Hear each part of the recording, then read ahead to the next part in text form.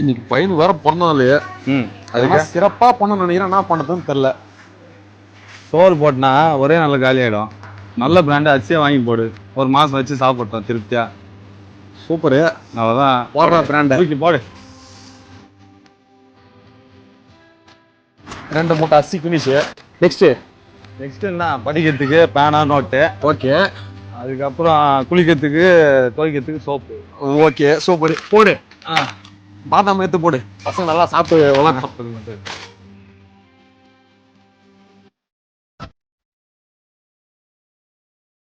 Washing மிஷின்ல துவைச்சாங்கன்னா liquid.